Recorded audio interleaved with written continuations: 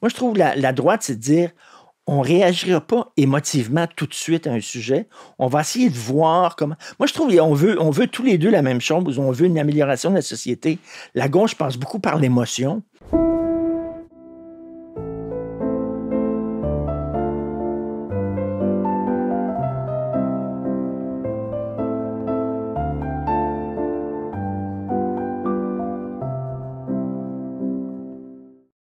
Bonjour à tous, un petit mot pour remercier ceux qui nous appuient financièrement. C'est grâce à vous que le projet fonctionne, que nous allons pouvoir continuer de vous offrir du contenu vraiment intéressant et même continuer de vous surprendre.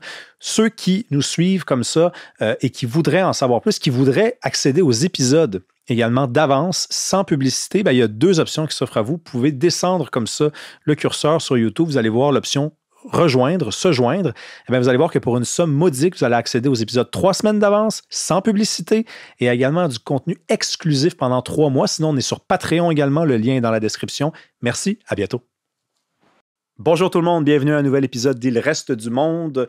Aujourd'hui, on reçoit quelqu'un que tout le monde connaît. Je sais qu'il va refuser cette étiquette-là dans une seule seconde. Il est modeste, mais je pense que honnêtement, on ferait un vox pop dans la rue. On demanderait qui connaît Richard Martineau. Il n'y a pas ben de monde qui ne te connaîtrait pas, Richard, mais salut. Salut.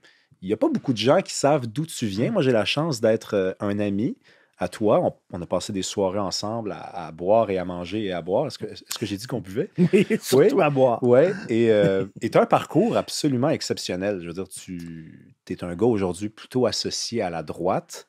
Tu es un polémiste, mais tu es un petit gars de Verdun aussi.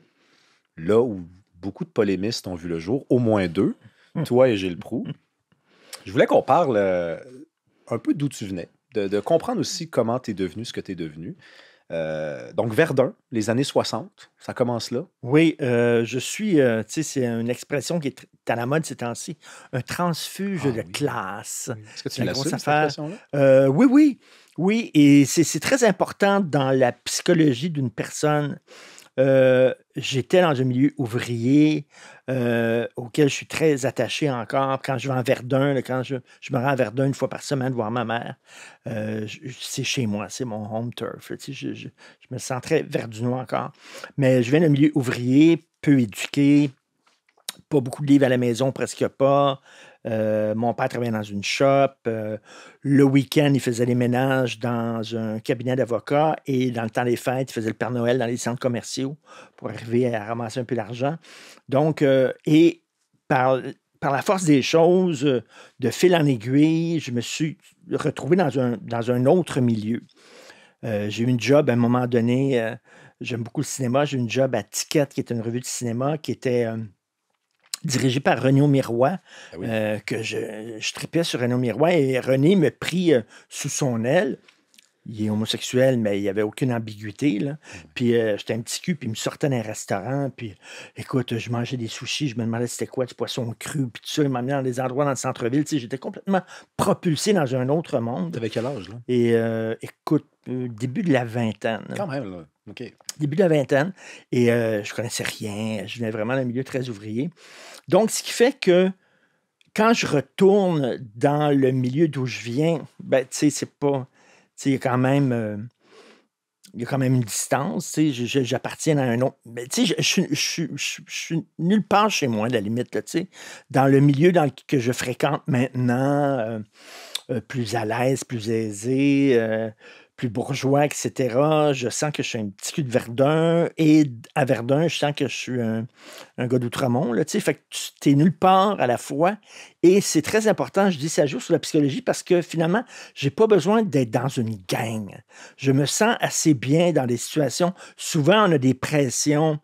Tu sais, quand tu fais partie d'une gang, d'une meute, tu es bien parce que tu es entouré, tu es à la bonne place. Moi, il y a des gens de droite qui me critiquent, il y a des gens de gauche qui me critiquent, et c'est parfait. Je suis bien là. On dirait que j'ai appris à pas avoir de camp, finalement. Là, tu sais. Ouais, Donc, mais être entre les deux.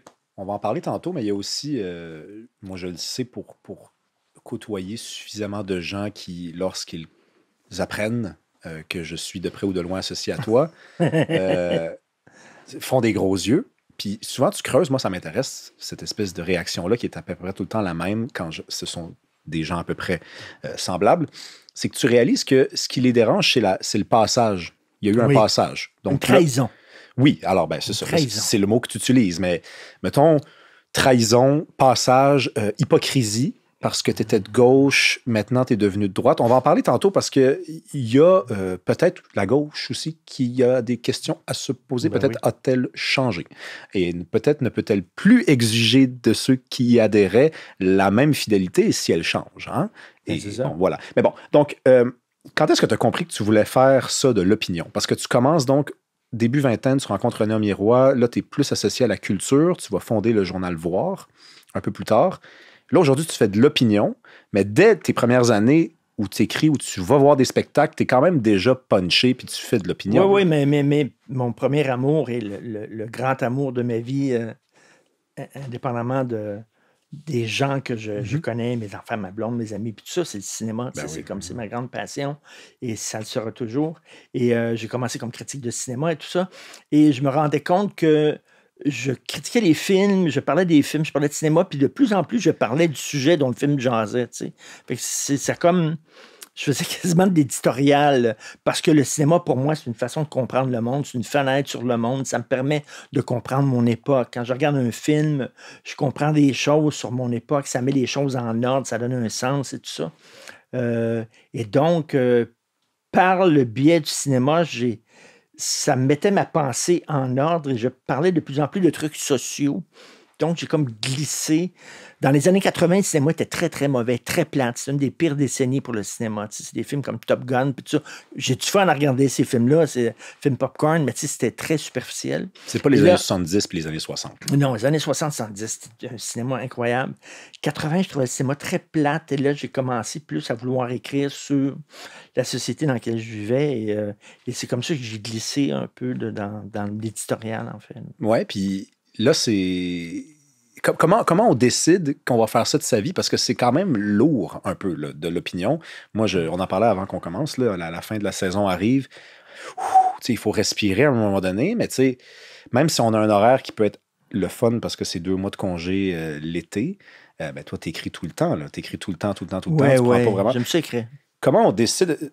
à un moment donné, qu'on va faire ça, même si c'est très exigeant sur la tête, sur l'humeur aussi. Ben, j'aime ça, quand j'ouvre mon ordinateur puis j'écris, j'ai un sourire, je suis content, je suis bien. Tu trouves pas ça lourd, quand j'écris? Non, du tout, absolument pas. Et j'aime bien ça. Mais, puis tu sais, j'ai été chanceux parce que j'étais en train de lire l'autobiographie de Graydon Carter. Graydon Carter, il a été rédacteur en chef de Vanity Fair pendant les grandes années de Vanity Fair, et il disait ça n'a pas de bon sens dans les années 80, à quel point les auteurs de textes dans les magazines étaient payés. Et ça n'a plus de bon sens aujourd'hui, mais il dit, on allait chercher les grandes plumes, Bret Easton Ellis, puis on lui donnait 10 000 $ pour écrire un texte. Et ça se fait plus aujourd'hui. Moi, bien sûr, c'est pas comme ça, mais à l'époque, quand j'écrivais dans des magazines, on était très bien payés. Par rapport à aujourd'hui. Tu pouvais vivre de ta pige. Tu étais pigiste dans un magazine, tu faisais de temps en temps des chroniques à la télévision ou à la radio. Ça allait bien. Fait que j'étais très chanceux. J'ai pu gagner ma vie très rapidement. J'ai commencé à publier mes premiers textes à 18 ans. Et j'ai pas fini mon bac parce que je commençais à gagner ma vie très bien. Fait que j'ai lâché, j'ai rien qu'un DEC, un diplôme d'études collégiales. J'ai lâché mon bac parce que je gagnais bien ma vie.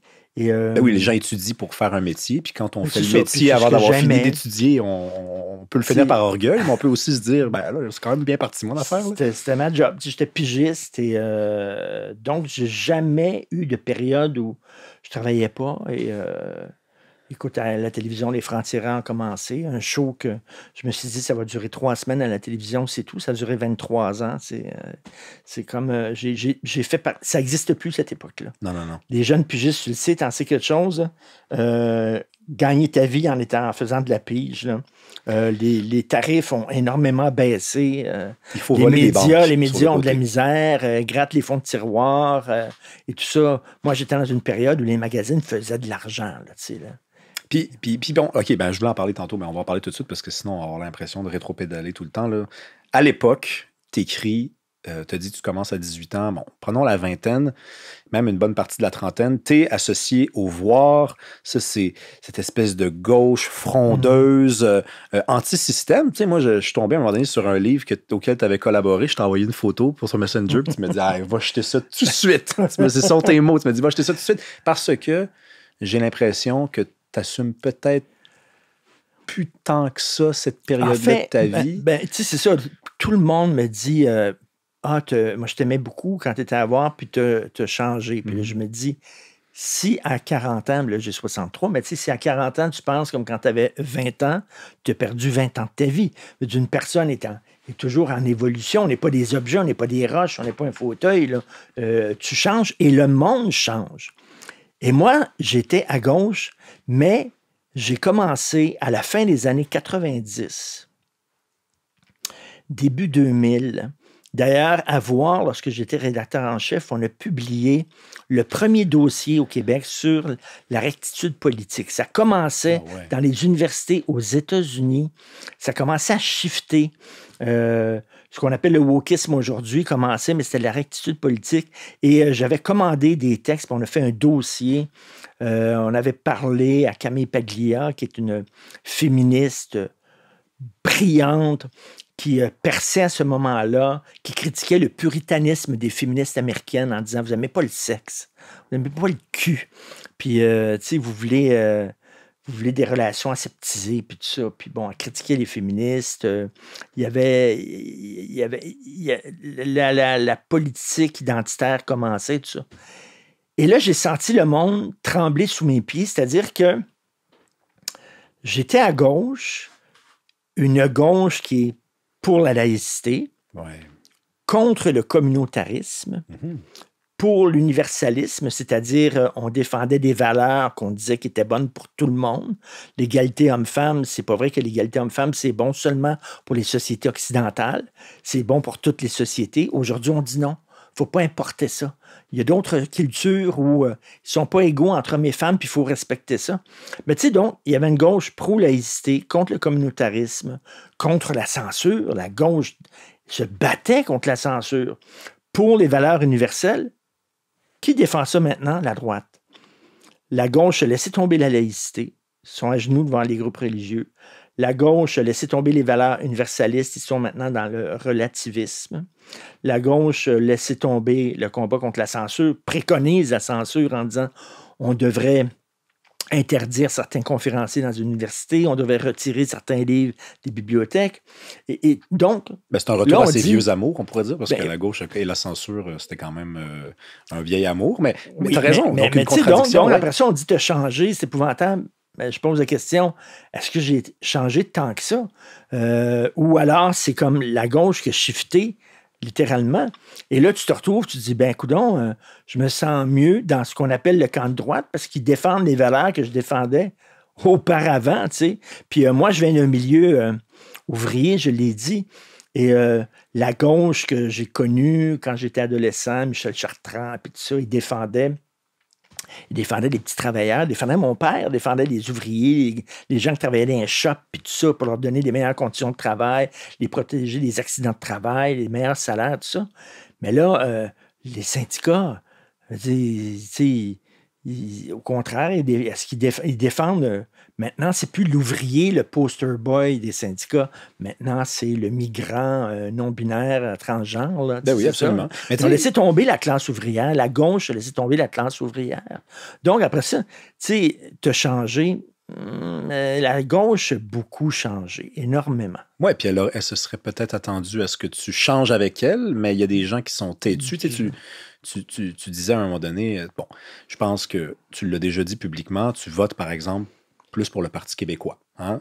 Historiquement, tu l'avais écrit publiquement. Oui, je suis indépendantiste, mais je les trouve bien à gauche. Et si jamais quelqu'un fait une bêtise au Parti québécois, même si tu as l'impression qu'en les critiquant, ça pourrait nuire au parti, tu as comme leur choix de candidat à Arthabasca, là, je trouve ça complètement hallucinant. Là. J'aurais jamais choisi un candidat comme ça, là, qui se dit de centre-droit, alors que c'était quelqu'un qui... Mais c'est qu'il n'y a pas d'esprit de clan chez toi. C'est ça que tu disais tantôt. Et c'est peut-être ce que la gauche... J'ai été protégé l'esprit de clan, justement, par le côté de que j'ai sorti d'un milieu, mais je n'ai pas intégré un autre milieu, tu sais. Fait que... Non, mais exactement. Mais la gauche veut que tu sois dans un clan. Et si elle fait des conneries, il faut que tu les assumes. Il y a beaucoup de gens comme ça. Moi, des fois, je parle avec des gens qui tiennent absolument. C'est tellement important pour eux d'être de gauche. Puis tu te dis, mais regarde, je t'écoute, là. Après 2-3 verres, là. T'es de droite? Ben oui. T'es de droite? Oui, non, mais attends, non. Je peux pas faire ça. Parce que sinon, on ouvre la porte à l'extrême droite. Non. Oublie les extrêmes. Regarde, on parlera pas d'extrême gauche ni d'extrême droite. Parlons des grandes familles politiques. Au Québec, c'est la gauche et la droite.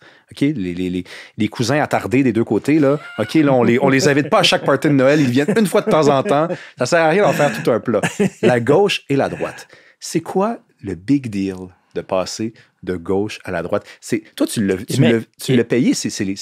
Oui. Moralement, socialement, c'est dur. Là. Et même, je pense que tu sais, il y a le gang que Woody Allen raconte dans Annie Hall, puis il dit que c'est Groucho Marx qui avait sorti ce gang-là. Mais bref, je n'accepterai jamais de faire partie d'un club qui m'accepterait comme membre. Et quand j'étais au secondaire, à la polyvalente Monseigneur Richard à Verdun, il y avait 2 camps.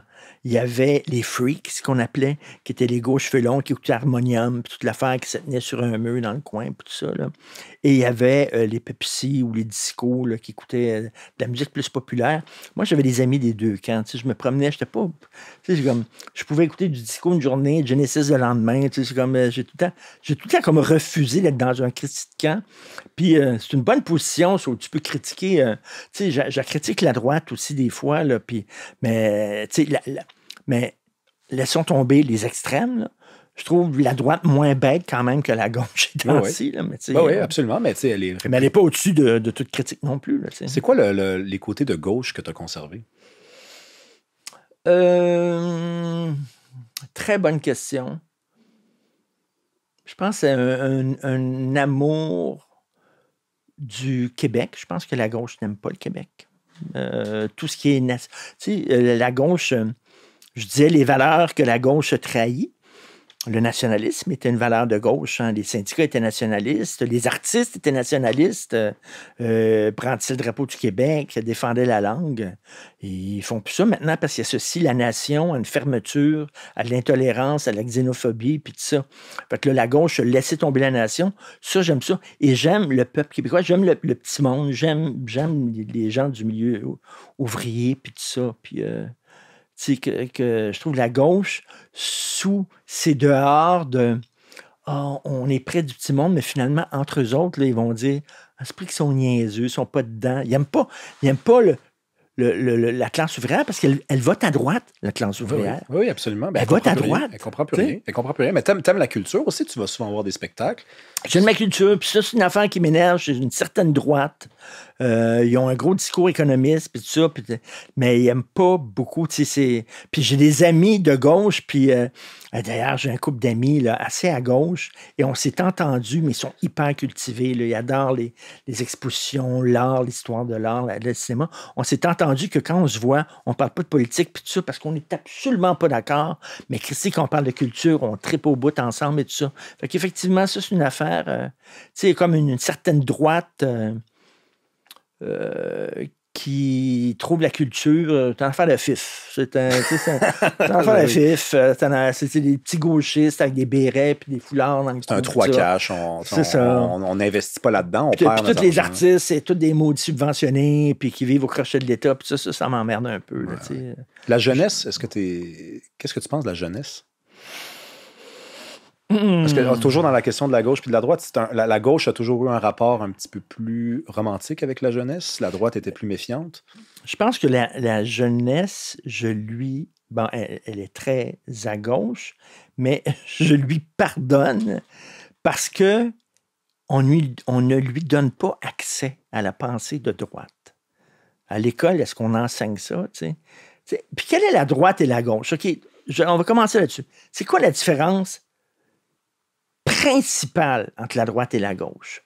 C'est que devant une situation d'injustice, quand tu vois une situation d'injustice, l'émotion embarque. Tu dis, oh mon Dieu, par exemple, quelqu'un qui est pauvre, tu Tu sais la phrase, tu donnes pas un poisson à quelqu'un qui est pauvre, tu lui montres comment pêcher. Ouais. Bon. Fait que dans une situation d'injustice, quand tu es jeune, tu réagis tout le temps par émotion. Ah, mon Dieu, on devrait faire ça. Puis oui, cette personne-là a raison. Puis tout ça. Puis tu apprends en vieillissant à mettre un peu à remettre en question tes émotions en disant elles sont mauvaises conseillères, puis à réfléchir un peu plus. Moi, je trouve la droite, c'est de dire on ne réagira pas émotivement tout de suite à un sujet. On va essayer de voir comment. Moi, je trouve qu'on veut tous les deux la même chose. On veut une amélioration de la société. La gauche passe beaucoup par l'émotion en disant oh mon Dieu, il faut permettre le voile, sinon ces femmes-là vont perdre leur job, puis de toute façon, c'est leur culture, puis c'est tellement raciste de dire qu'on est contre le voile, c'est islamophobe, puis tout ça. C'est des gens qui réagissent beaucoup avec leurs émotions. La droite dit attends une minute, là, on va se calmer. On va regarder les choses rationnellement, puis tout ça. Et quand tu es jeune, tu es dans l'émotion. Donc, c'est normal que tu es plus à gauche. Parce que c'est l'émotion, ton moteur. Mais quand tu es plus vieux, je trouve que tu as tendance à questionner tes émotions en disant OK, mon premier réflexe, c'est ça, mais on va refroidir un peu nos ardeurs, puis on va y penser à la chose de façon un peu plus rationnelle. Puis des fois, les solutions qui sont plus rationnelles et moins émotives sont les plus efficaces. Oui, puis tu sais, sans être immensément arrogant, je pense que la vie d'un être humain, là, un homme comme une femme, un Québécois comme un Belge, comme un Congolais, c'est fait d'étapes.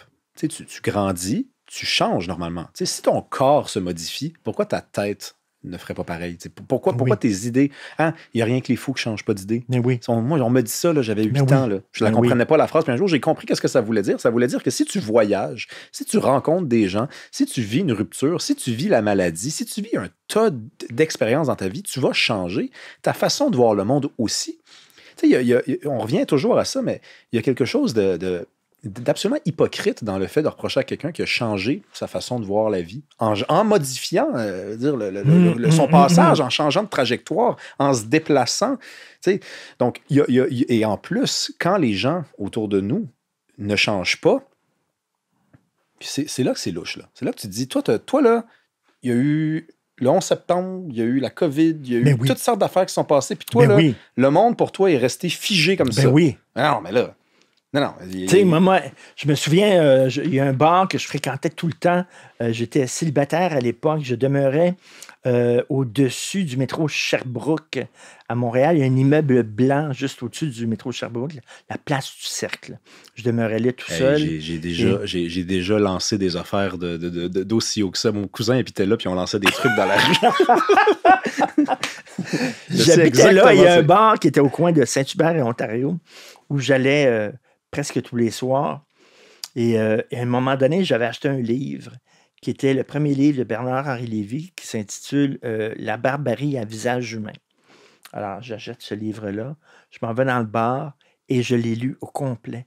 J'étais au bar, je prenais des bières, puis là, j'ai lu avec toute la musique, puis tout ça. Habituellement, j'allais danser là, puis tout ça. Là, toute la musique, j'ai lu ce livre-là. C'était des philosophes de gauche. C'était c'est la gang de Finkielkraut, de Bernard-Henri Lévy, de Glucksmann, toute une gang de philosophes qui appartenaient à des groupes maoïstes lorsqu'ils étaient jeunes, tout ça, et qui ont commencé à critiquer la gauche, à critiquer le communisme, à critiquer le socialisme, et ils ont formé un mouvement qui était les nouveaux philosophes. Et eux autres ont dit, on a tout le temps dit que le communisme avait été mal appliqué par les Chinois, puis par les Russes, par exemple. Puis si on a fini avec des goulags en Russie, puis des camps de concentration en Chine, puis des famines organisées par l'État, c'est parce qu'ils ont chéré, ils ont mal compris ce que Marx voulait dire, puis ils ont mal compris l'idée du communisme. Et les nouveaux philosophes ont dit non. Les goulags, les camps de concentration, tout ça, en Chine, c'est... Tu sais, le verre était dans la pomme. Tu sais, c'est une très bonne application du communisme. Ces gens-là ont dit « Hey, tabarnouche, finalement, cette gauche radicale-là, elle mène tout le temps à une forme de totalitarisme, toujours. » Puis là, ils ont commencé à critiquer la gauche radicale dont il faisait partie. Et là, moi, c'était là, vraiment, c'était fulgurant. Ce soir-là, là, ma vie a changé. C'était fulgurant, le premier livre. Et BHL, maintenant, bon, est devenu une caricature de lui-même, là. Mais à l'époque, là, je lisais ça, puis je disais, OK, voilà. Ben oui, mais C'est Camus avait c'est dit la même fantastique. chose à Camus Sartre dans avait L'Homme dit révolté au exactement. début des années 50. Tu as raison. Michel Foucault, qu'on ne cite aujourd'hui que pour essayer de comprendre le wokisme. On dit, ah, regarde, voici un des précurseurs. Foucault, un peu avant de mourir du sida, il avait écrit à peu près la même chose. Il avait dit, méfiez-vous de la gauche. Méfiez-vous de cette gauche-là, parce qu'elle est folle, parce qu'elle a vraiment quelque chose de bizarre derrière la tête quand elle va au bout de son projet. Mais c'est ça, le goulag est l'aboutissement logique de la gauche radicale. Oui. Logique, ça mène vers ça. Ce n'est pas un accident de parcours, comme souvent les gauchistes disent, c'est l'aboutissement logique d'une gauche radicale. Donc, là, j'ai commencé à prendre mes distances vis-à-vis de cette gauche-là qui a l'air, à première vue, là, je parle encore des sentiments, tu sais, qui a l'air, à première vue, humaniste, plein de compassion et d'empathie. Mais quand tu grattes un peu, c'est une gauche qui est revancharde, c'est une gauche qui veut imposer ses idées, c'est une gauche qui est incapable d'accepter la critique, c'est une gauche qui prône la censure, qui se met à genoux devant les extrémistes religieux. Puis là, tu dis, oh là là, c'est beaucoup moins beau que ce que je pensais. Mais tu sais, c'est un des reproches qui a été souvent fait à Mathieu de Bock-Côté, c'est d'avoir qualifié la gauche presque d'une religion. Tu sais, parce que Oui. quand la religion rencontre sur son passage des gens qui n'y adhèrent pas, elle réagit soudainement avec beaucoup moins de bonté, de bienveillance et de générosité que ce qui est inscrit dans leur texte. Ben oui. La gauche, c'est pareil. La gauche, c'est le bien. La gauche, c'est l'amour. Sol Zanetti a dit ça l'autre jour. Sol Zanetti, député de Jean Talon, là, pas de Jean Talon, mais Oui, il a dit c'est l'amour. de Québec solidaire dans la région de Québec, j'ai oublié le...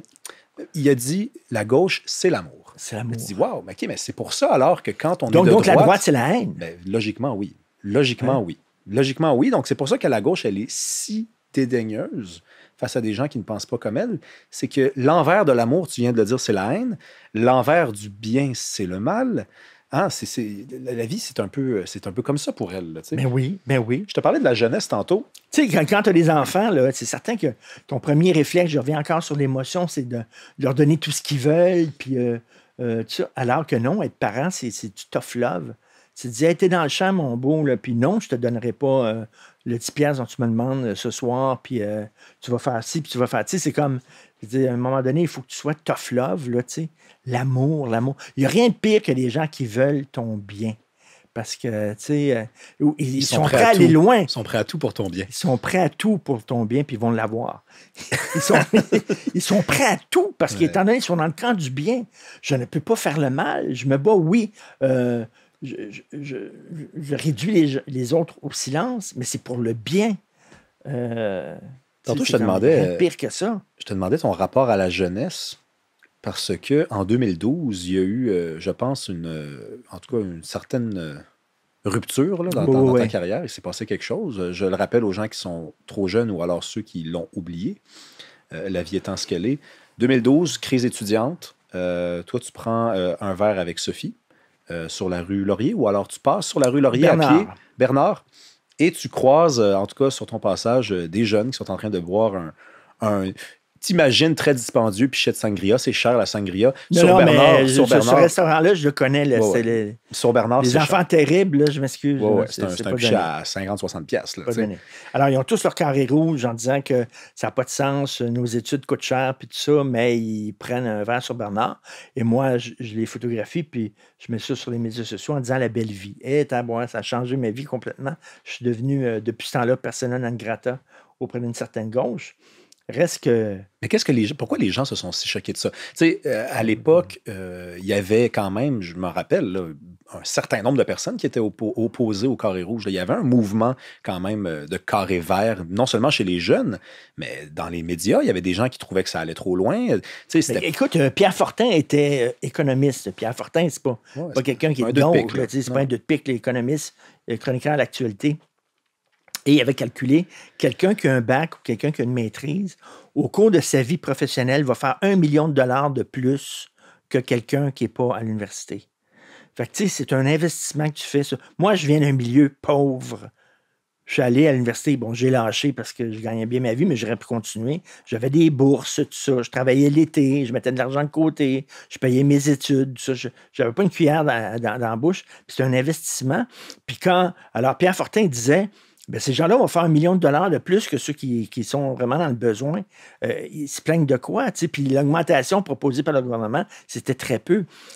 Mai 68, je recule, mai 68 à Paris, Pasolini, qui était un cinéaste, un poète, une figure emblématique de la gauche, Italienne, ouais. disait, oui, disait, ben, les ouvriers, tu sais, quand les policiers se battaient contre les étudiants, il disait, ben, les ouvriers, lui, il prenait pour les policiers, il disait, ben, c'est la classe ouvrière, c'est eux autres. Les autres, c'est des petits bourgeois qui sont à l'université, qui vont devenir chefs d'entreprise, cadres, hauts fonctionnaires, etc., avocats, ingénieurs, tout ça. Puis là, vous plaignez la bouche pleine. Mais les vrais ouvriers là-dedans, c'est le policier qui était pas payé cher. Et il avait tout ça dans un campus. Les gens l'avaient engueulé, tout ça. Mais Pasolini s'est tenu droit. Puis il dit, c'est ça. Ben là-dedans, je me disais, mais de quoi ils se plaignent? Ils vont faire plein d'argent, ils sont à l'université. On vous demande un petit. Tu sais, c'est quand même. C'était les frais de scolarité les plus bas en Amérique, là. On demandait une petite affaire de plus, puis là, c'était épouvantable, puis ils déchiraient leur chemise. Moi, je trouvais que ça n'avait aucun sens. Là, tu sais. Mais y avait-tu. Je suis devenu, là, écoute, là, l'ennemi public. Là. Mais à la défense, mettons, des gens qui t'ont trouvé déplacé de dire ça, venant d'un gars dit historiquement de gauche, là, tu venais de commettre. C'est comme la trahison, la dernière, dans celle Ben ouais. qui s'inscrit de façon plus grande. Là, tu trahissais la jeunesse. La jeunesse qui, pour des bonnes ou des mauvaises raisons, avait choisi la romance, avait choisi un combat poétiquement quand même assez impressionnant. Là, ce que c'était rendu, c'était même plus les frais de scolarité, c'était l'éducation gratuite. On voulait faire tomber le gouvernement Charest. Ben ouais. Donc là, est-ce que tu n'as pas eu l'impression quand même, en toute connaissance de cause, de t'en prendre au dernier symbole de ton appartenance à la gauche? Oui, peut-être. Peut-être, mais tu sais, en même temps, là, j'ai vu la violence de cette gauche-là qui supposément prêche le bien puis les bonnes. Il y a une journaliste de la presse qui a mis où je demeurais, qui a écrit où je demeurais sur les médias sociaux. Fantastique, une journaliste de la presse. Et là, j'étais dans un restaurant avec ma blonde, et là, j'ai vu ça. Quelqu'un m'a appelé en disant ton adresse circule où tu vis. Fait que là, je dis oh fuck, je dis à Sophie, il faut rentrer. Fait que là, je suis rentré chez moi, et là, il y a une horde, pas de joke. Je demeurais sur Stuart à Outremont, une horde de gens qui ont venu entourer ma maison et qui commençaient à crier et tout ça, et qui essayaient de rentrer dans la maison par en arrière. J'avais barré la porte et tout ça. Là. Il était toute une gang. Mes enfants étaient à l'intérieur. Mes deux filles pleuraient. Je se demandais qu'est-ce qui se passait. Et après ça, moi, j'ai eu des gardes du corps devant chez moi qui se relayaient aux 8 heures, OK? Parce que cette gang-là, rien parce que je les avais critiqués, rien parce que j'avais dit, moi, je ne suis pas d'accord. Là, eux autres étaient prêts à vouloir rentrer de chez nous. Christy, alors qu'il y avait des enfants. Alors là, je me suis dit, OK, là, ça a été pour moi aussi, ça a été un point de rupture. En disant, cette gauche-là, là, c'est des crises de fous. Ouais, mais attends, regarde, tu sais quoi? Des fous. Et rien que parce que tu avais été. Moi, je dirais pas que tu les avais juste critiqués, tu avais été baveux. Mais et puis, c'est-à-dire que rien que tu avais été baveux, là, ils étaient prêts à t'en prendre. C'est la réalité. Vous dites que vous n'avez pas d'argent, puis vous allez prendre un verre sur une terrasse d'un des restaurants les plus chers de la rue Bernard. Christy, non, mais on est d'accord là-dessus, Richard, mais là. c'est que tu avais été baveux. C'était pas exactement juste d'avoir fait une critique, mais même d'être baveux, on mérite pas d'être menacé chez soi comme ça.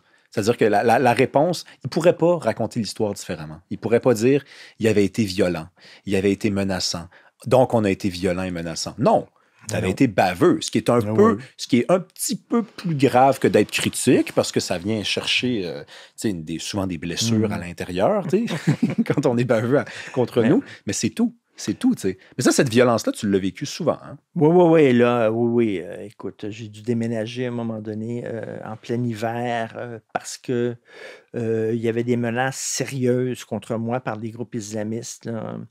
J'avais rencontré à un moment donné des policiers de la SQ qui m'ont dit il y a vraiment des menaces très sérieuses et tout. Et Et donc, on a dû déménager d'une maison que j'aimais beaucoup, là, qu'on a mis en vente rapidement. Là, puis je suis déménagé, mais tu sais, tu sais, tu te dis, tabarnouche, attends une minute, là, je, ma sécurité est menacée à cause de mes idées. Êtes-vous complètement cinglé, Christy? Là? C'est quoi ça?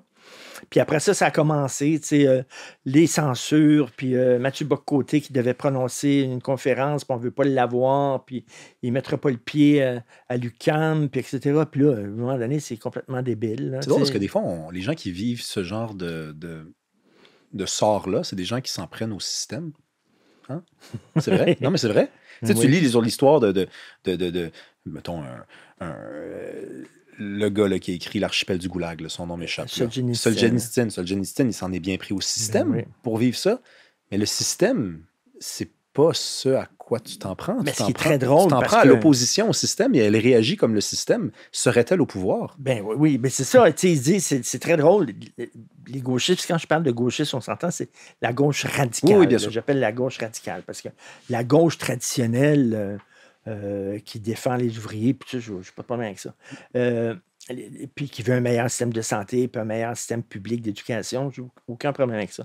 Mais une certaine gauche radicale qui se disent nous sommes les marginaux, puis tout ça. Mais ce discours-là est partout. Tu ouvres Radio-Canada, il est là. Tu lis la presse, il est là. Tu lis Devoir, il est là. Tu vas voir des films, tu regardes des séries, c'est là. Je veux dire, ils sont effectivement pas au pouvoir. C'est pas QS qui mène le gouvernement, mais les idées de QS sont partout, Non, mais c'est ça. Christy. Non, mais... Partout. Tu sais, tu peux pas rien. Tu sais, est-ce que. Essaie, toi, de financer. Essaie de financer un documentaire critique sur la théorie du genre.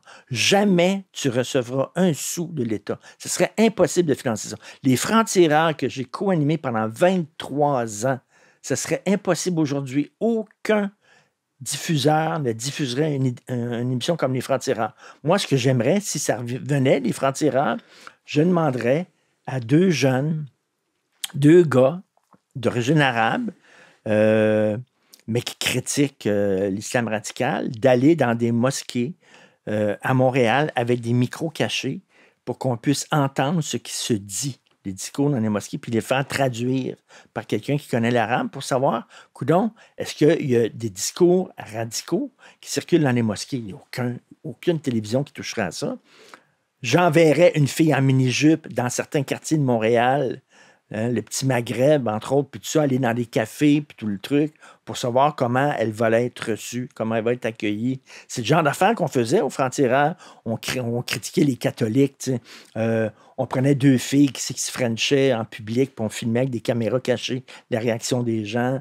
On a pris des filles qui avaient des petits bébés, puis qui allaitaient dans des centres commerciaux, puis on filmait avec des caméras cachées la réaction des gens.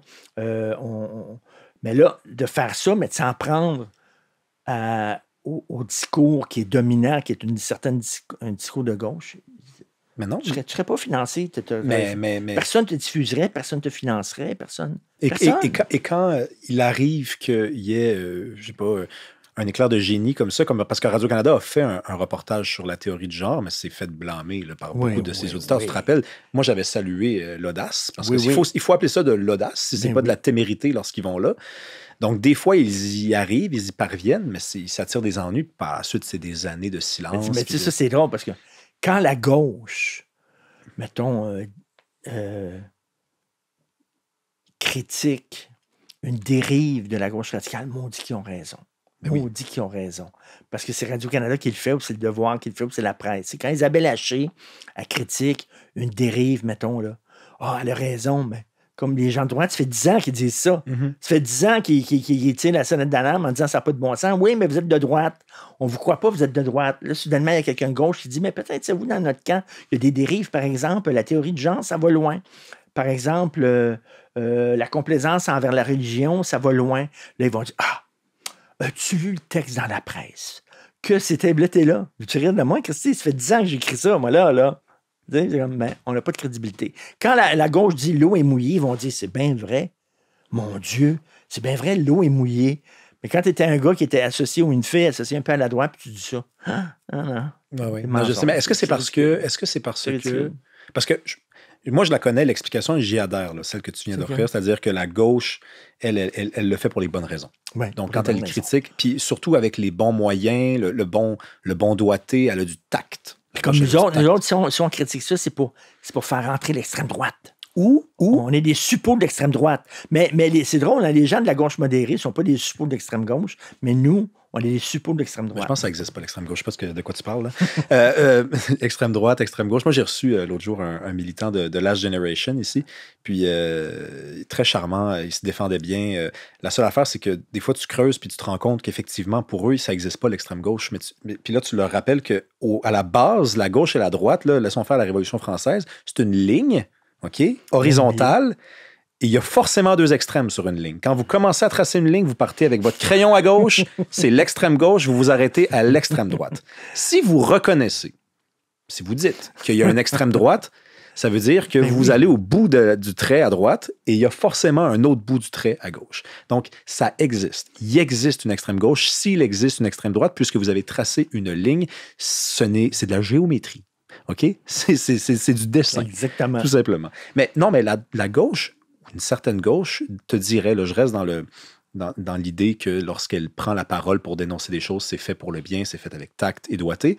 Elle dirait aussi, au-delà du fait que, oui, OK, c'est vrai que vous défendiez cette idée-là depuis longtemps et que peut-être que vous le faisiez pour l'extrême droite, on dirait aussi que si on est à l'extrême gauche ou de cette gauche-là, vous êtes des polémistes à droite. Oh. Vous, c'est que vous faites ça pour provoquer. Mais ça, ça me fait rire, ça, c'est pas vrai, ça, que t'es un polémiste, toi? T'es pas un polémiste, toi? C'est quoi un polémiste? Quelqu'un qui veut... certain, si j'arrive tu sais, moi... Quelqu'un qui cherche à choquer. Non. Tu fais pas ça, toi? Non. Si je choque, tant mieux, là, moi. Tu sais, moi, je suis pas... Ce que je dis tout le temps, moi j'écris... Ouais, mais tu viens de faire ça. J'écris raide, tu sais, j'écris... C'est pas de la musique de chambre, là, tu sais. Moi, mes idoles, là, tu sais, dans l'écriture, c'est Tom Wolfe, par exemple, là, Tom Wolfe qui a écrit Radical Chic. Je fais une parenthèse, mais Tom Wolfe était journaliste dans les années 60 et il y avait un chef d'orchestre très à gauche qui a décidé de faire une levée de fonds chez lui, dans son appartement, dans son condo prestigieux sur la 5e avenue à Upper East Side. Et il a fait venir plein de gens très riches pour donner de l'argent pour les Black Panthers. Et il a fait venir des Black Panthers parler devant ces gens-là qui étaient tout riches avec leurs bijoux puis tout ça, et qui étaient tous blancs. Et là, il a fait venir 3-4 Black Panthers parler à ces gens-là, puis il a fait une petite soirée pour ramasser de l'argent pour les Black Panthers. Tom Wolfe est allé à cette soirée-là et il a écrit un livre, en fait, qui est un long reportage sur cette soirée-là, qui est une des choses les plus drôles que j'ai lues dans ma vie. De voir ces bourgeois-là, tout dernièrement, s'encanailler avec les Black Panthers. Puis, nous autres, on est donc révolutionnaires, alors que c'était tous des gros bourgeois. Bref. Et il écrit, Tom Wolfe, il écrit avec des lettres en majuscules, 15 points d'exclamation, un après l'autre. C'est comme boum, c'est comme quasiment de la bande dessinée. Moi, je suis pas j'écris comme Led Zeppelin, la pédale au fond, puis tout ça. Mais je comprends qu'il y a des gens qui n'aiment pas ça. Si vous voulez écrire, si vous voulez lire quelqu'un qui a les mêmes idées que moi, mais qui écrit tout en finesse et tout ça, lisez Christian Rioux dans Le Devoir, qui est parfait, qui est magnifique, qui est extraordinaire. Moi, j'ai 500 mots, c'est tout, puis ça punch. C'est comme, mais pas nécessairement pour choquer, rien que pour... Ben, Led Zeppelin, c'est parce que là, tu utilises des exemples. Que ça soit punché. Ouais, mais c'est ça.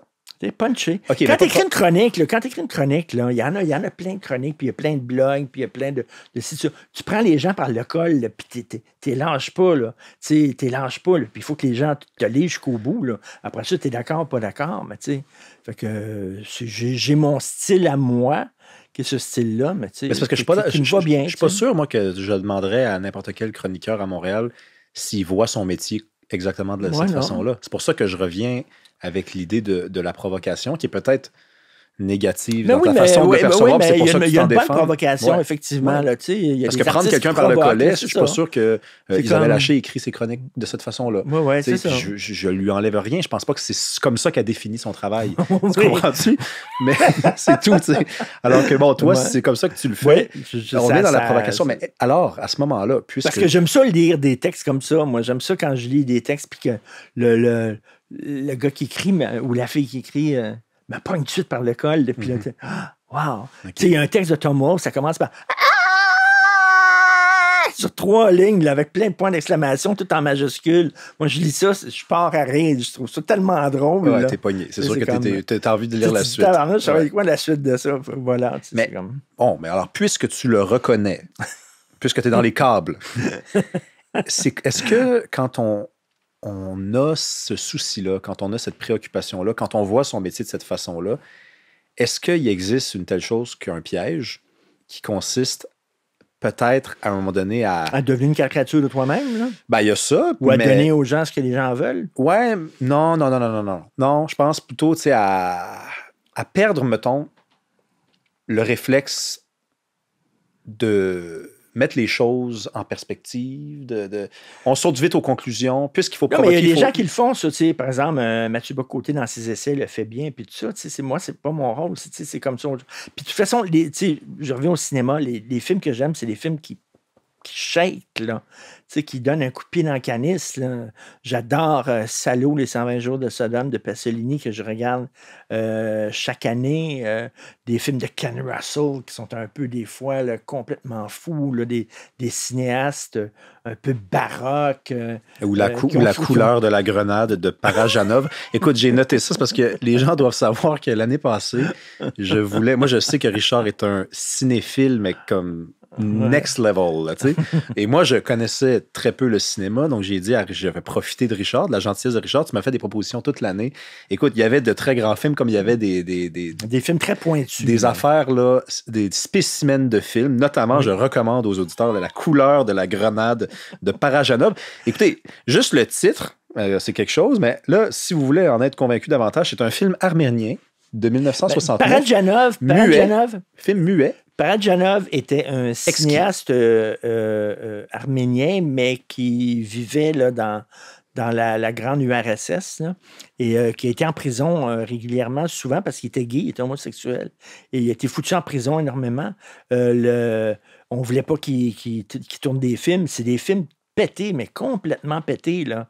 Mais je peux comprendre que pour certaines personnes qui regardent ça, qui disent « What the fuck is that? » Mais moi, un film, des fois, que je comprends pas, qui est bizarre, qui est weird, qui sort totalement du lot, j'adore ça. C'est quoi le film dont tu nous avais parlé à un moment donné autour d'une table là, qui dure, je pense, 10 heures? Là?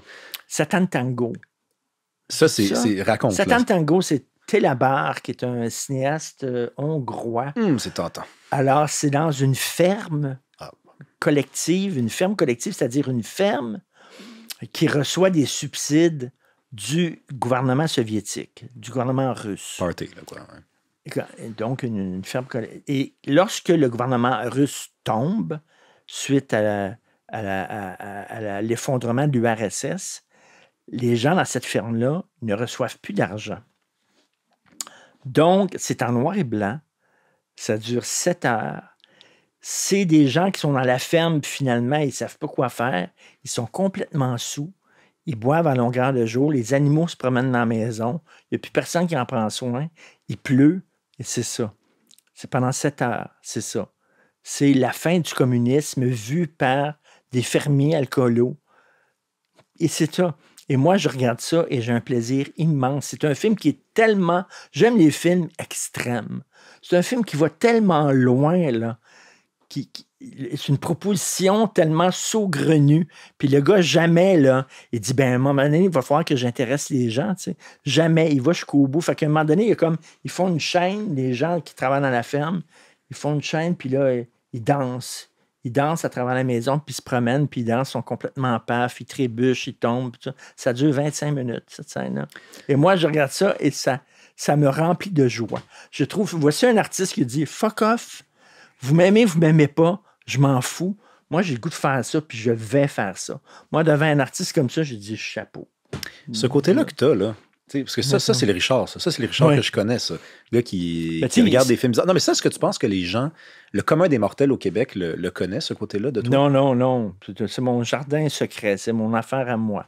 C'est mon les gens, trip à moi. ils mériteraient pas d'avoir... Non, parce que je suis de droite, j'ai pas de culture, évidemment. Moi, je suis un gars de droite, j'ai pas de culture, tu sais. Oui, mais si t'en parles évidemment, pas, tu sais, c'est drôle parce que, tu sais, je parle souvent de cinéma, puis c'est assez connu que j'aime le cinéma, puis ça. Puis des fois, ils ont fait, à un moment donné, au cinéma Outremont, puis ils ont fait à la Cinémathèque, ils ont demandé à des gens connus d'aller présenter un de leurs films préférés devant les gens, tu sais. Puis de leur parler de leur film, puis après ça, je suis jamais invité dans cette affaire-là.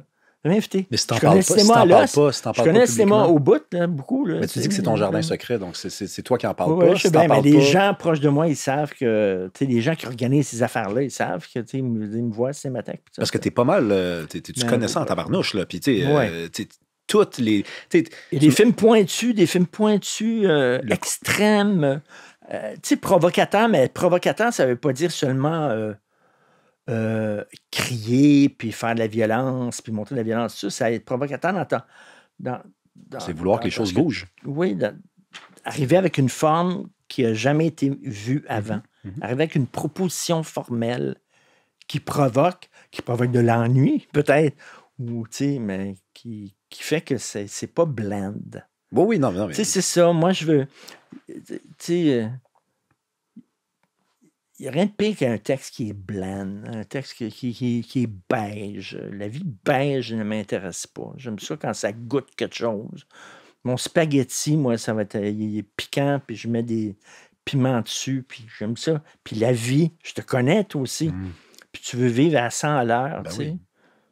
Des petits textes blancs, c'est pas intéressant. C'est incroyable quand même qu'il y ait des oui, fait que tu écris des textes comme ça, puis tu sais qu'il y a des gens qui vont aimer, des gens qui vont pas aimer. Tu sais quoi? À la limite, ça m'amuse, tant mieux. Ben oui, c'est un texte. C'est un texte. Là. C'est-à-dire, oui, les écrits ont leur importance, mais à un moment donné, c'est un texte, puis il y en aura un autre dans 2 jours, puis si te met ici, il t'empêche de dormir, ce texte-là, pose-toi des questions sur toi. Il y a des gens qui capotent. Là, oui. Mais les francs-tireurs, tu sais, moi, c'est comme ça que j'ai découvert que tu existais, parce qu'il y avait ça jouait, puis il y avait beaucoup de vieux extraits sur YouTube, tu sais, des entrevues mythiques, dans des lieux mythiques, parce que quand on parle de provocation, la provocation, c'est d'inventer une nouvelle forme. Les francs-tireurs, c'était ça aussi. C'était tourné dans les vieux motels.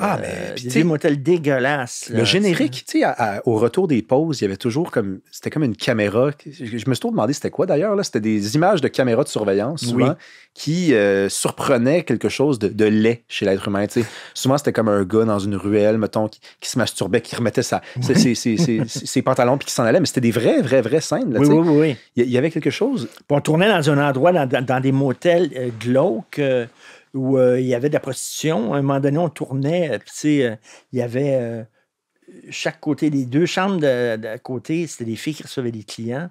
Et il y a un gars qui il venait nous voir, il y avait des fils puis des caméras, puis il pensait qu'on tournait un film porno gay.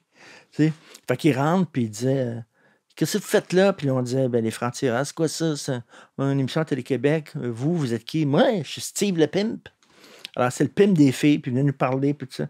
Écoute, c'était complètement... Puis on faisait ça dans un motel. Pourquoi? Parce que quand on recevait des personnalités pour les interviewer, lorsqu'ils arrivent dans un studio de Radio-Canada ou de Télé-Québec, ils sont dans un environnement qu'ils connaissent, tout ça. Là, nous autres, on les amenait ailleurs. Ils étaient déstabilisés. Ça sentait le vieux sperme suri, là. Des fois, on trouvait des vieux dildos avec du poil collé dessus, là, des cuillères croches qui servaient à shooter, tout ça. Vraiment des motels. Et la plupart ont été rasés parce que c'était tellement... Êtes-vous allé au motel Raphaël? Êtes-vous déjà allé là? Le motel Raphaël, c'est quelque chose, ça. À la rue Saint-Jacques, dans l'ouest de la ville. Ben oui. Côté ça nord. Plus. Non, ça n'existe plus. C'est ça. Ben oui. Okay. Ben oui, on a tourné là pendant, écoute, plusieurs années au motel Raphaël. Tu connais? À côté d'un bar de danseuses, d'ailleurs, qui avait... les Amazones. Oui, où on allait prendre une bière après le tournage. Alors, donc, les gens rentraient là puis se demandaient c'était quoi, puis ça, puis ils étaient déstabilisés, ils étaient vulnérables. Et là, on commençait l'entrevue, puis ça faisait des entrevues différentes que les autres. T'sais. Non, mais ça, c'est parce que c'est ça, je pense que les gens, bon, déjà, ils s'en ennuient, là. Moi, je parle à beaucoup, et des jeunes en passant, là. Des jeunes, dans la trentaine, même la fin vingtaine, qui tombent sur ces documents-là, une chance qui ont été numérisés. Puis je sais pas si c'est Télé-Québec, je pense même pas que c'est Télé-Québec qui les a mis en ligne. C'est des gens qui ont mis ça sur des cassettes, qui les ont mis là. Parce que tu parles de la forme, du lieu physique où vous invitiez les gens, mais il y avait autre chose aussi. Vous parliez à n'importe qui.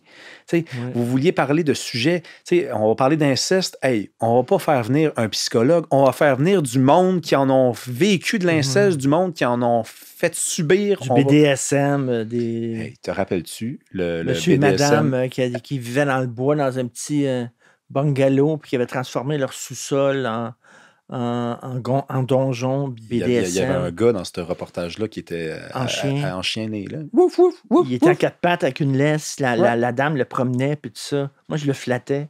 Puis, tu sais, on allait loin, là. Et Télé-Québec, pendant plusieurs années, nous laissait faire carte blanche. Fantastique. C'était génial. Après ça, vers la fin, mettons les 5 dernières années, il fallait faire approuver tous nos sujets par la gang en haut, les matantes en haut, parce que c'était toutes des femmes, là, je m'excuse, là, toutes des femmes d'un certain âge qui approuvaient nos sujets, nos invités. À un moment donné, j'ai reçu un homosexuel de gauche, gauchiste, homosexuel d'Amsterdam, qu'on avait fait venir pour l'entrevue à Montréal. Oui, oui. Et lui disait, il y a une recrudescence des attaques homophobes aux Pays-Bas à cause de l'immigration maghrébine, musulmane. On a fait entrer beaucoup de musulmans et il y a une corrélation entre l'immigration massive aux Pays-Bas et la recrudescence des attaques homophobes parce qu'il dit les gens des Pays-Bas étaient le peuple le plus ouvert de la planète. Le plus ouvert. Il n'y a aucun problème. Tu sais, il y a des bordels ouverts, il y avait des clubs gays, tout ça. Il dit ça a commencé. Puis il dit, les musulmans n'ont pas le droit d'en parler. Alors, on l'a fait venir. On a fait une entrevue là-dessus. Ça n'a jamais été diffusé. Télé-Québec a refusé de le diffuser sous prétexte que c'était islamophobe. Alors là, moi puis Benoît, on a dit, OK, là, il y a quelque chose qui se passe. Le vent tourne. Le vent tourne. On n'avait plus du tout la liberté qu'on avait. On était surveillés. Donc, ça devenait plate afin de faire des francs-tireurs. Et là, et le vent est rendu là, ça a tourné, puis ça serait impossible. Une mission comme les francs-tireurs aujourd'hui, impossible. Non, ben, parce que là, c'était vraiment important ce que tu dis. Moi, je veux comprendre. Là. Tu me dis que c'était des matantes, donc c'était pas des jeunes woke. Non. Non, mais c'est parce que des fois, on se dit ça. Des fois, on se dit, les jeunes d'aujourd'hui, ils sont plus prudes que leurs parents. C'est ceux qui font la censure maintenant, là. Dans les institutions culturelles, les institutions qui financent les films, les pièces de théâtre, tout ça, les musées, tout ça. C'est tous des gens avec des cheveux blancs comme moi, mais qui n'acceptent pas de vieillir, qui veulent être gogo. Nous autres, on est les cheveux blancs, mais on vient du milieu artistique. Et le milieu artistique voue un culte à la jeunesse. Donc, quand tu vieillis, tu deviens une figure d'autorité. Ces gens-là veulent montrer que j'ai peut-être les cheveux blancs, mais je suis gogo, je suis près des jeunes, je suis hot. Alors là, les autres, là, ils avalent tout. Là. Les non-binaires, la théorie du genre, tous les blancs sont des salauds puis des colonisateurs, tous les autochtones sont de pauvres victimes, etc. Mais ils ne croient pas, là. Ceux qui ne croient pas, là, tu vas dans leur maison à Ville-Mont-Royal, après deux draps martini, là, ils vont dire c'est de la Christine Marde, ça, mais ils sont là parce qu'ils veulent montrer que nous autres, on est gogo. Eux autres sont épeurants. On est gogo. Eux autres sont épeurants parce ben qu'eux autres ont du pouvoir. Ben oui. Eux autres ont du pouvoir. Fait que les matantes là, de Télé-Québec, ils me disaient vous n'avez pas le droit de faire ci, vous n'avez pas le droit de faire ça. C'est parce qu'ils sentaient le vent tourner, ils voulaient garder leur job, ils voulaient montrer qu'ils étaient proches, tout le monde avait peur. Tout le monde a peur. Ils ont peur. Vous avez peur de quoi? Dites-le. Le nombre de, tu le sais, Rémi, le nombre de gens là, qui se disent, qui sont à gauche, qui se disent à gauche, puis que quand tu les vois, tu prends un verre avec eux autres, ils vont dire, tu as raison. Je suis d'accord avec toi sur certaines affaires. Pourquoi tu ne le dis pas d'abord? Je ne le dirai jamais. Pendant la crise étudiante de 2012, je m'en vais dans une librairie et là, il y a un comédien très, très, très connu que je nommerai pas. Il vient me voir et dire Charles, je suis tout à fait d'accord avec toi. Je n'en reviens pas. Le traitement que tu as ces temps-ci, je suis tout à fait d'accord avec toi. J'ai dit pourquoi tu ne le dis pas? D'abord, dis-le. Ben, il dit non. Il dit j'aurais plus de job. Il dit plus personne, aucun metteur en scène va m'appeler je vais être persona non grata. Fait que tout le monde se ferme la gueule pour protéger son cul. Et c'est ça qui était peurant. C'est quand tout le monde devient la police de son voisin. C'est ça qui était peurant. Le vrai totalitarisme, c'est pas un dictateur là, qui surveille les gens avec la police. C'est quand les gens font preuve d'autocensure en disant non, non, il ne faut pas que je dise ce que je pense, là, parce que je risque de ne plus avoir de job ou d'être mis de côté. Puis ça, c'est quand tu commences à intégrer toi-même totalement, mais la peur. Là, mais on revient à ce qu'on disait tantôt, Richard. Québec solidaire n'est pas au pouvoir, mais la gauche est au pouvoir. Et prendre connaissance, prendre conscience plutôt de ce que tu viens de dire, avoir mon âge, puis de se dire, moi, je vais aller à contre-courant. Moi, le système, là, je vais dire fuck off. Moi, quand j'ai quelque chose à dire, je vais le dire. Oui. Ça, par définition, ça fait de toi un punk. Non, mais ça fait de toi un punk. Ça fait de toi un punk. Ouais. Moi, des fois, je le dis à la blague, on est les punks d'aujourd'hui. Ouais. Et là, tu as du monde de gauche, je dis, vous, des punks, mais franchement, vous êtes au... Non, on n'est pas au pouvoir. Tu l'as raté, celle-là. La gauche est au pouvoir dans l'université, dans les institutions culturelles, dans les villes. Exactement. Elle est encore à Ottawa. Bon, il reste quelque chose comme l'Assemblée nationale où, effectivement, elle est moins influente. Mais quand tu as le pouvoir dans l'université, de toute façon, là, c'est fini. Puis là, ils vont dire, ouais, mais voyons, tu as plusieurs tribunes, Richard, grâce à Québécois que je remercie. Si ce n'était pas le Québécois qui donne justement une certaine marge de manœuvre à ces gens-là, qui publient, qui diffusent des discours un peu plus à droite, je ne pourrais pas écrire à la presse, je ne pourrais pas écrire au Devoir, je ne pourrais pas être à Télé-Québec, je ne pourrais pas être à Radio-Canada, je serais nulle part. Oui, j'ai des tribunes, des tribunes où Journal de Montréal, Cube Radio, c'est québécois. Oui, c'est ça. C'est le seul. Alors, sinon... Québécois a beau représenter un gros bout de la tarte, ça reste que c'est juste une portion. Alors que ailleurs, partout ailleurs, tu te définis comme ça. J'aimerais ça, puis on va s'arrêter là-dessus, te poser une question que j'aime poser à des gens qui écrivent, pensent, réfléchissent et changent parfois d'opinion, comme ça a été le cas avec toi en passant, on en a parlé, de la gauche à la droite, grand traître que tu es. Si un jour tu t'arrêtes et que tu dois mettre un mot sur ce que tu as fait, sur ton implication dans le monde médiatique, un mot qui définit ta prise de position. Honnêteté. J'ai les hypocrites. Asti que j'ai les hypocrites. Les gens qui me disent une affaire à l'oreille, puis qui ne le disent pas en public, là, ou prix, j'ai ça.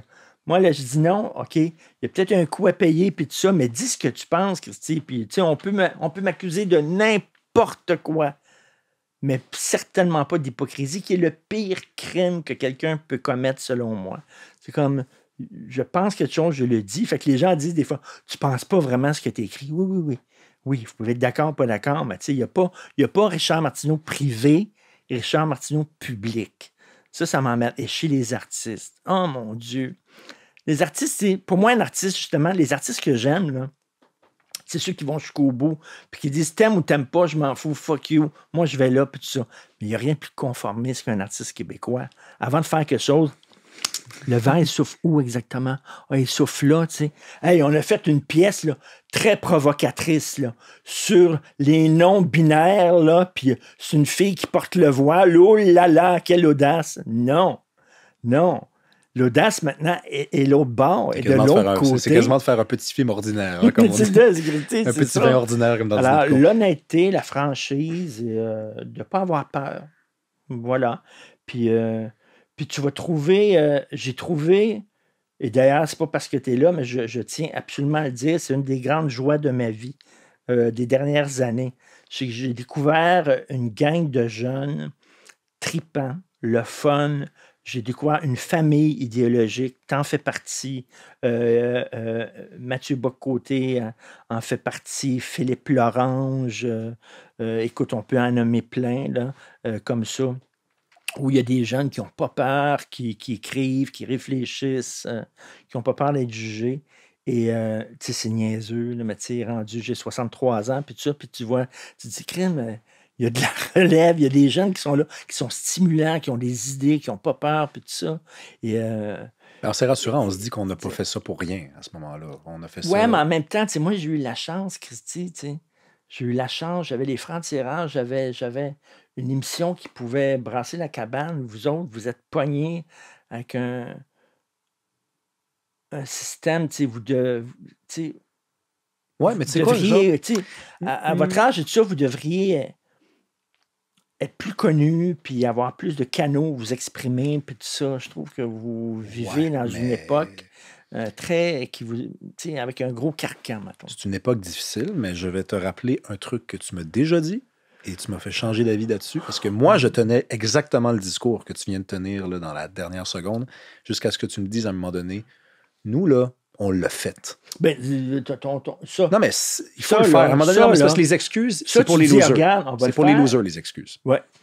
Tu là, te dis, je vais avoir mon podcast, je vais rencontrer qui je veux, je vais leur poser les questions que je veux, puis ça va être de Rémi Villemur Show, puis tant mieux, Christy. Tu l'as fait, puis c'est possible maintenant de faire ça avec les médias sociaux, entre autres. Oui, absolument. Moi, il y avait Voir à l'époque, il y avait. Je passais par l'imprimé, par la télévision, Télé-Québec, mais maintenant, vous pouvez contourner le système qui impose un certain discours, mais grâce aux médias sociaux, tu peux le contourner puis dire, regarde, je vais faire entendre ma voix aussi. Là, totalement. de façon différente. Puis, merci, bravo, Richard. Bravo pour ça. Merci. Merci. Fun. Merci. Merci à vous. Écoutez, si vous avez aimé ça, partagez le projet, commentez. Bouche à oreille, c'est encore la méthode la plus efficace. Je sais de quoi je parle. Sinon, vous pouvez aussi vous abonner. Il y a 2 options qui s'offrent à vous. C'est pour accéder au contenu d'avance sans publicité, ainsi qu'à des épisodes pendant 3 mois, des épisodes exclusifs. Il y a YouTube. Si vous descendez juste en bas comme ça, vous avez le bouton rejoindre, se joindre. Je ne sais plus comment ça s'appelle exactement. Pesez là-dessus. Il y a quelques options qui s'offrent à vous. Sinon, il y a Patreon également, le lien dans la description. On se voit mardi prochain. Bye bye.